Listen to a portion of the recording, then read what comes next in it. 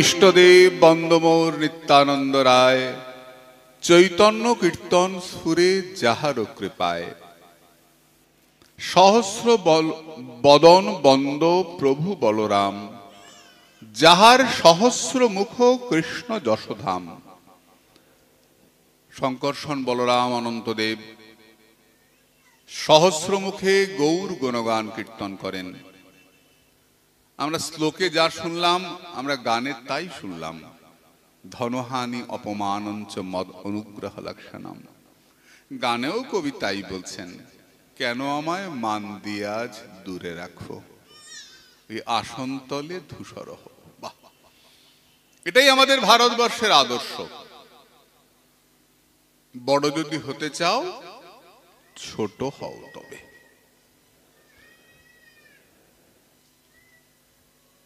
নিজে যারে বড় বলে, বড় সেই নয়, তাই তো? এটা আমরা ছোটবেলার থেকে পড়েছি। প্রভু নিত্যানন্দ মহাপ্রভুর নিত্য সেবক। 6 রূপে 6 ধামে শঙ্কর্ষণ কারণতসায়ী গর্ভদোষায়ী চ পয়ব্দোষায়ী শেষশ্চ যশাংশ কলা শ্রী নিত্যানন্দক্ষ রাম শরণং মমাস্তু। 6 রূপে ভগবানের সেবা করেন প্রভু নিত্যানন্দ। অনন্ত রূপে সহস্র ফনা দিয়ে গৌর গণগান কীর্তন করেন। ততোধিক চৈতন্যের প্রিয় নাহি আর, নিরবধি সেই দেহে করেন বিহার। তাহান চরিত্র যে বাস জনে শুনে গায়, শ্রীকৃষ্ণ চৈতন্য তারে পরম সহায়। নিতাই কথা যিনি কীর্তন করেন, নিতাই পদ যিনি ভজনা করেন, নিতাই চরিত্র যিনি শ্রবণ করেন, মহাপ্রভু তার পরম সহায় হন। এই নিত্যানন্দ প্রভু পূজা করতেন স্বয়ং মহেশ পার্বতী। পার্বতী তার অনেক সঙ্গিনীকে সঙ্গে নিয়ে বলরামের পূজা করেন। শঙ্কর্ষণ পূজে শিব উপাসক হইয়া। শিব কার পূজা করেন? বলরামের পূজা করেন, শঙ্কর্ষণের পূজা করেন। তাই আমরা দেখলাম প্রভু নিত্যানন্দের জটার মধ্যে এখনো খড়দহের শ্যামে গেলে দেখবেন শিবলিঙ্গ গৌরীপট্ট, সেই চক্র এখনো আছে। তা নিত্যানন্দ প্রভু মাথায় করে নিয়ে ঘুরতেন জটার মধ্যে।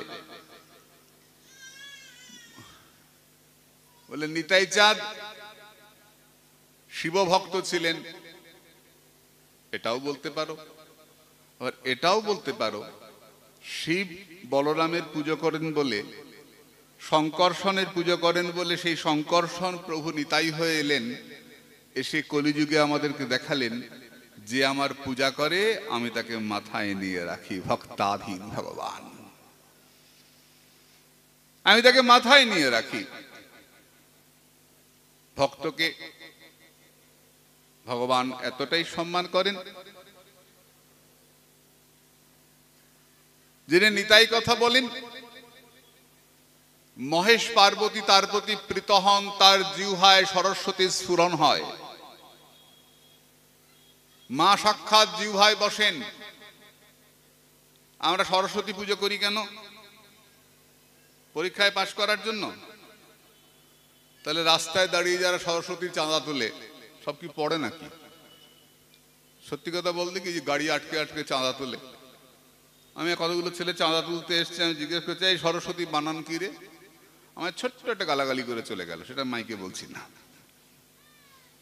আর একটা ছেলে এসে বললো ও তো পড়াশোনা করেনি, আমি বিয়ে পড়েছি, আপনি বলুন। আমি সরস্বতী বানান বল। বানানটা অবশ্য ঠিকই বলেছিল। ধুম করে ধরে, কদিন আগে ধরেছে আমাকে। একটা গ্রাম দিয়ে যাচ্ছি, দেখলেই বোঝা যাচ্ছে এরা নাম সই করতেও পারে কিনা সন্দেহ। ঘিরে ধরেছে, চাঁদা দিতে হবে। আর 10 টাকা দিলে হবে না, 51 টাকা দিতে হবে। সে কি হুলুস্থুল ড্রাইভারের সঙ্গে। তা মনে করি সেটা চাঁদা তুলে পুজো করবে? পুজো করলে পরীক্ষায় পাস। যেখানে সেখানে নর্দমার ওপর সরস্বতীকে বসিয়ে দিলাম, বড় হাই ড্রেন, তারপরে স্টেজ করে সরস্বতী পুজো হচ্ছে। তো মায়ের বসার জায়গা, ওইখানে কর্মফল ক্ষয় হবে না পাপ বাড়বে? সবকিছু দেশ কাল পাত্র বিচার আছে। কোথায় পুজো হবে, কিভাবে পুজো হবে, কি আয়োজন হবে, সবকিছু বিচার। ওই ঠাকুর একটা নিয়ে এসে বসিয়ে দিলাম আর পুজো হয়ে গেল। পুতুল একটা আনলি, সরস্বতী হয়ে গেল। যদি শাস্ত্রের সঙ্গে না মেলে তাকে প্রতিমা বলাই যাবে না। মডেল আর প্রতিমা এক নয়। প্রতিম মানে গুণ, সেই সেই গুণ থাকলে তবে প্রতিম বলা হয়। উনি আমার বাবার মতো, মানে বাবার গুণ ওনার মধ্যে দেখতে পাই। ও আমার ভাইয়ের মতো, মানে ভাই যেমন সাহায্য করে সঙ্গে থাকে, সঙ্গে থাকে ভাইয়ের মতো, ও আমার ভাই। তেমনি সেই গুণ থাকলে তাকে প্রতিমা বলা হয়। যেমন ইচ্ছা একটা মেয়ে লোকের মূর্তি দাঁড় করালেই প্রতিমা হয়ে গেল আর পুজো হয়ে গেল। পুজোর নামে ব্যভিচার হচ্ছে। সরস্বতী পূজা পরীক্ষা পাশের জন্য নয়, সরস্বতীর উপাসনা জ্ঞান লাভের জন্য। প্রতিদিন মুষসী স্তৌতিজ ভক্তি নম্র, প্রতিদিন ভোরবেলায় উঠে যে সরস্বতী স্তোত্র পাঠ করে, ধ্যাত্বা দেবীং সরস্বতী, সরস্বতীকে সে লাভ করে। যে সরস্বতীকে ধ্যান করে, সরস্বতী তার জিহ্বায় স্ফুরিত হন। আমি আগেও তোমাদেরকে বলেছি, প্রতি ত্রয়োদশীতে ব্রহ্মচারী ব্রতির মৌনী ত্রয়োদশাং নিরামিষ, নিরামিষ খেয়ে ব্রত করে, ব্রহ্মচর্য অবলম্বন করে, কথা না বলে যে 21 বার সরস্বতী স্তোত্র পাঠ করে প্রতি ত্রয়োদশীতে, একাদশী দ্বাদশী ত্রয়োদশী 21 বার যে পাঠ করে, সে সরস্বতী জিহ্বায় লাভ করে। তার বাক শক্তি অনেক ক্ষমতা বেড়ে যায়। মিথ্যা নয়, সত্যি। সরস্বতীর উপাসনা বলে আমরা বৈষ্ণব, হ্যাঁ করব। আমার আচার্যদেব প্রভুপাদ নিশীথ কুমার গোস্বামী বলতেন, সবেরই দরকার আছে রে, সবেরই দরকার আছে। এই দেখো এখানে বলছেন চৈতন্য ভাগবতে, যে নিতাই কথা বলে সরস্বতী তার জিহ্বায় স্ফুরিত হয়। তা সরস্বতীকে বাদ দেওয়া হলো কি? বাচ্চাদের সরস্বতী মন্ত্র জপ করাবেন, সরস্বতীর গায়ত্রী জপ করাবেন, সরস্বতী বীজ জপ করাবেন, ধী শক্তি বৃদ্ধি হবে।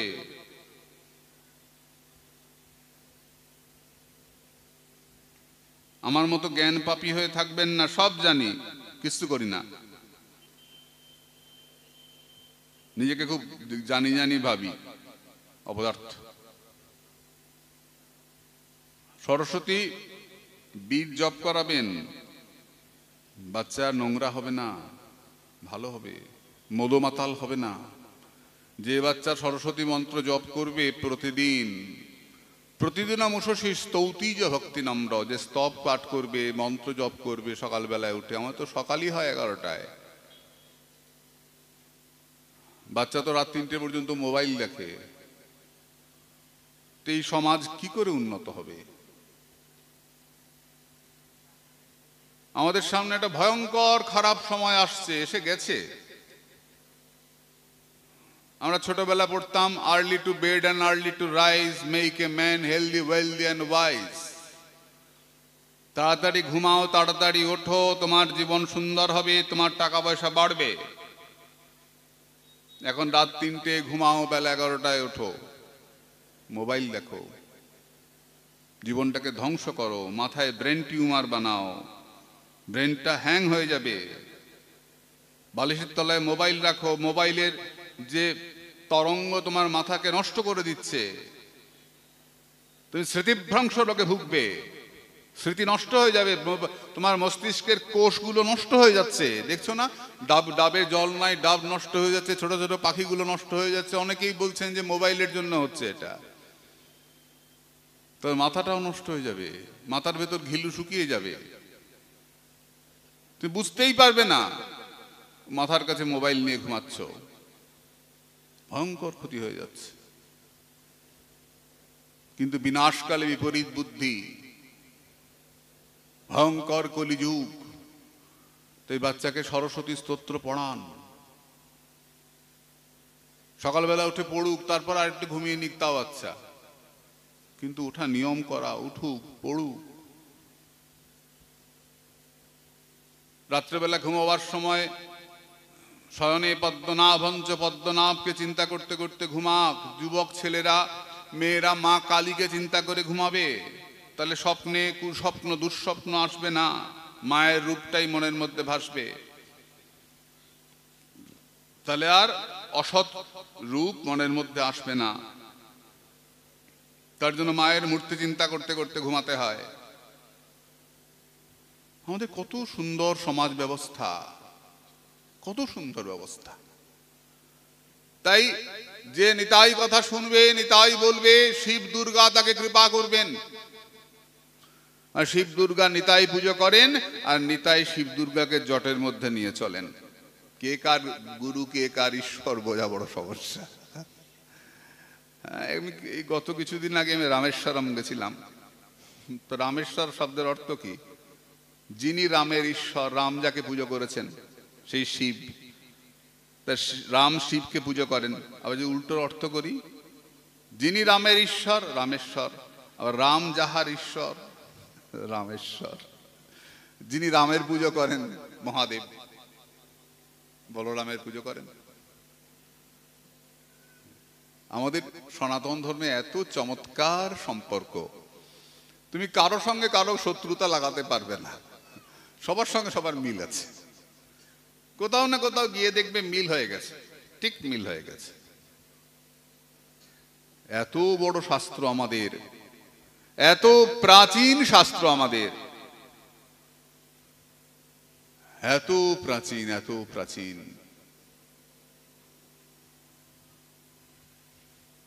অনেক বড় বট গাছ দেখেছো? দেখবে বাইরের ঝুড়িগুলো এত বড় হয়েছে যে মাঝখানের কাণ্ড কোনটা খুঁজে পাওয়া যায় না। তিনি আমাদের শাস্ত্র যখন সারা পৃথিবী অন্ধকারে ডুবেছিল, এটা কোনো রেশারেশির কথা নয়, এটা অন্যকে ছোট করার কথা নয়। আমাদের শাস্ত্র যখন অন্ধকারে ডুবেছিল, আমাদের হরে কৃষ্ণ, সমস্ত পৃথিবী যখন অন্ধকারে ডুবেছিল, তখন যে দেশে প্রথম জ্ঞানের আলো জ্বলেছিল সে দেশের নাম ভারতবর্ষ।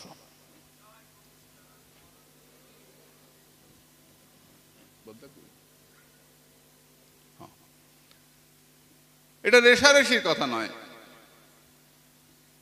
আমাদের প্রাচীনতম গ্রন্থ পৃথিবীর বেদ, আমাদের ধর্ম বৈদিক ধর্ম। আর আমাদের বৈদিক ধর্মে কাউকে ছোট বড় করা হয় নাই।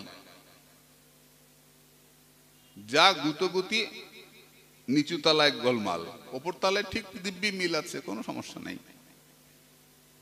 আর সব থেকে বেশি গোলমাল আমাদের বৈষ্ণবদের মধ্যে, ভারী সমস্যা, বাবা খুব সমস্যা। প্রথমত অন্য কাউকে আমরা পছন্দই করি না, দ্বিতীয়ত বেশ পছন্দ করি না আমরা সব বৈষ্ণব এক, তাতেও হবে না, আমাদের মধ্যে আবার গুতুগুতি আছে। এই দল গেলে ও দল যাবে না, ও দল আসলে এ আসবে না, ও মঞ্চে আসলে ও উঠবে না, ওকে সম্মান কম হলো, ওকে বেশি মালা দেওয়া হলো। এরি বাবা, রে বাবা, আমাদের মধ্যে খুব সমস্যা। এই মঠ বলে ওই মঠ খারাপ, ওই মঠ বলে ওই মঠ খারাপ, আমি শুধু ভালো। আর এই করতে গিয়ে না যুবক ছেলেমেয়েরা বিভ্রান্ত হয়ে যাচ্ছে, কোনটা ঠিক। এর কাছে গেলে বলে আমারটাই ঠিক, ওর কাছে বলে আমারটা, ইয়েটা দেখো, স্যাম্পুলটা দেখো কেমন, ও বলে আমার স্যাম্পুলটা একবার নিয়ে দেখো। এই স্যাম্পুল দেখতে দেখতে কোন দোকানটা যে ভালো বুঝে উঠতে পারছি না। সবাই ভালো, সব স্কুলে পড়াশোনা হয়, পোশাক আলাদা হতেই, কেউ বটপাতা কেউ নুপুর, পোশাক আলাদা হতেই পারে, কিন্তু সব স্কুলেই পড়াশোনা হয়। এবং মনে রাখবে সবাইকেই পরীক্ষাতে বসতে হবে। পরীক্ষায় বসবে তখন কিন্তু একাই বসবে, সঙ্গে মাস্টারও থাকবেন না, বন্ধু বান্ধব টুকলি সাপ্লাই চলবে না। ওই পরীক্ষা যখন দেবে রাধারানীর কাছে, তখন কিন্তু টুকলি সাপ্লাই চলবে না, একাই পরীক্ষা দিতে হবে। কাজে গুতোগুতি না করে চলো না, আমরা সবাই কৃষ্ণ উপাসক, সবাই বিষ্ণুপাসক, সবাই হিন্দু, সবাই সনাতনী। চলো না, এই যে ইয়েতে গেছিলাম, সৌভাগ্য হয়েছিল 22 জানুয়ারি অযোধ্যায় রামলালার ওখানে যখন গেলাম না, তখন যদি আমি ওখানে গিয়ে বলি যে আমি তো বৈষ্ণব, আমি তো লাপিয়ে লাপিয়ে চলি, এ ছোবো না, তার ছোবো না, তার ছোবো না, আমাকে অন্য সাধুরা দেবে আচ্ছা করে।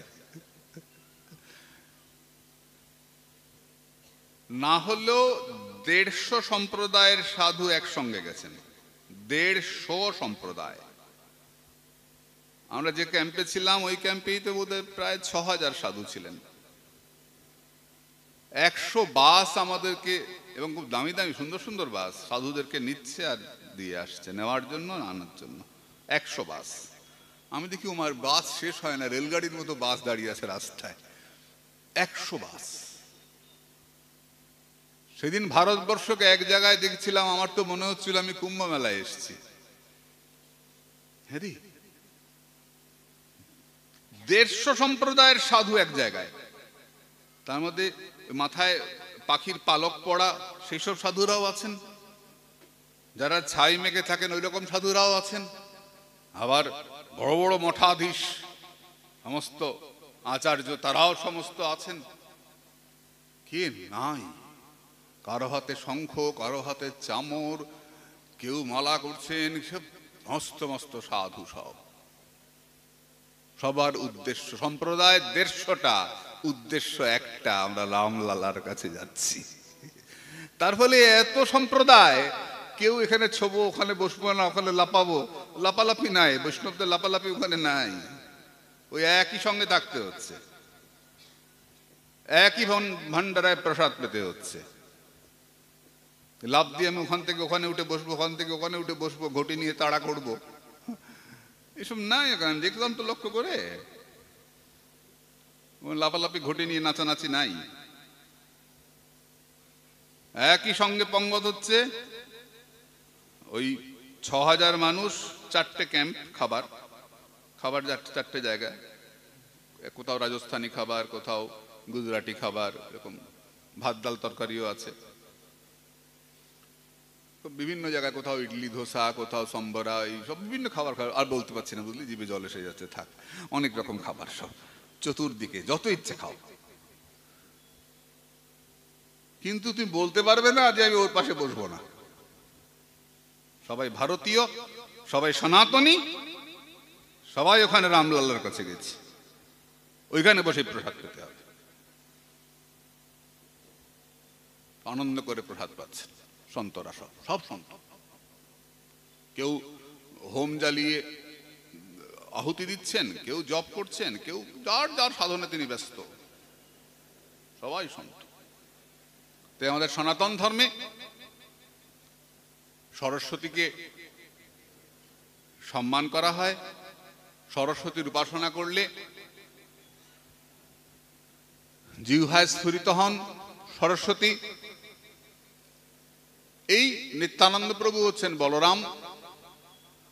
তিনি 2 মাস বৃন্দাবনে এসেছিলেন, মধু মাস, মাধব মাস, চৈত্র মাস, বৈশাখ মাস, বলরামের রাস।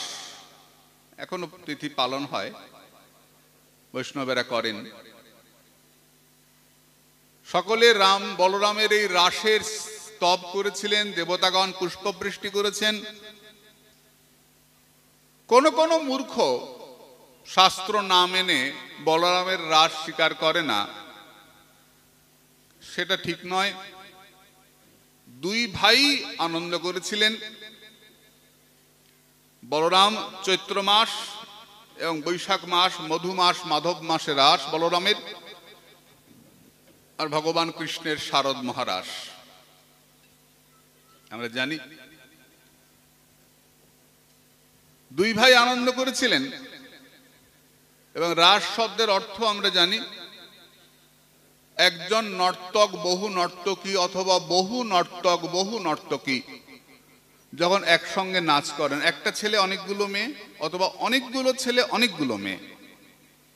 তোরা যাকে বাংলায় কি বলিস, এই বাচ্চাগুলো বল, বাংলায় কি বলিস? দল বেঁধে নাচাকে কি বলিস তোরা বাংলায়? গ্রুপ ড্যান্স না? হ্যাঁ, ওই দল বেঁধে না, যূথবদ্ধ নৃত্য। শ্রীকৃষ্ণ যূথবদ্ধ নৃত্য, দল বেঁধে নাচা, একে বলে রাস। বলরাম তারও রাস আছে।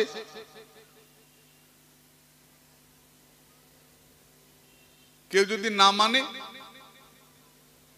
তার নরকবাস অনিবার্য। সেই বলরাম এবার নিত্যানন্দ হয়ে এসছেন, দুজনেই একই প্রকাশ, মূর্তিভেদ মাত্র। মূর্তিভেদে আপনে হয়েন প্রভু দাস, সেই সব লক্ষণ অবতারেরই প্রকাশ। সখা ভাই বেজন শয়ন আবাহন, গৃহ ছত্র বস্ত্র যত ভূষণ আসন। আমরা একটু আগে শ্লোকটা বললাম না, সংকর্ষণ কারণতসাই, এটাই বাংলা বলছেন এখানে।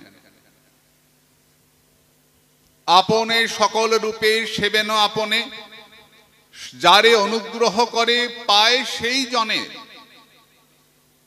মহাপ্রভুর পাদুকা প্রভু নিত্যানন্দ, মহাপ্রভুর অঙ্গের বস্ত্র প্রভু নিত্যানন্দ, মহাপ্রভুর গলার মালা প্রভু নিত্যানন্দ, মহাপ্রভুর মাথার ছাতা প্রভু নিত্যানন্দ।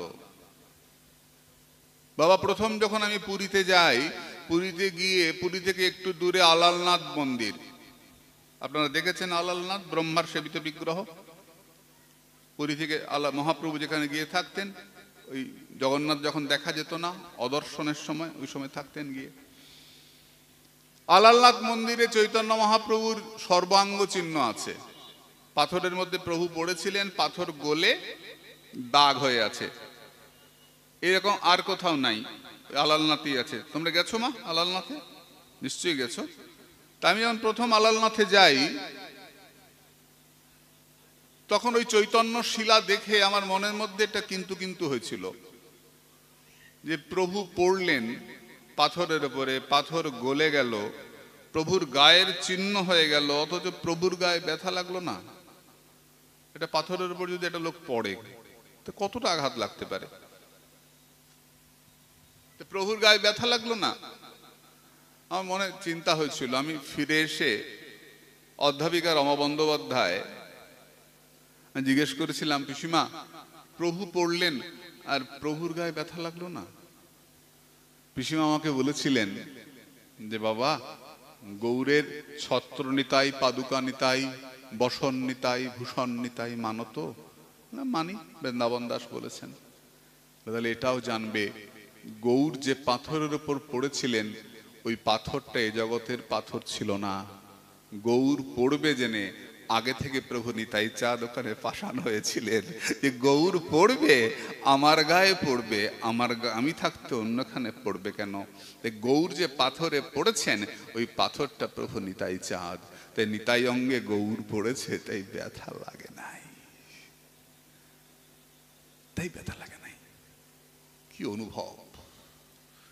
গুরুচরণ হিয়ায় ধরে অনুভব করো ভাই। আরে পাপের জীবনটা এমনি চলে গেল।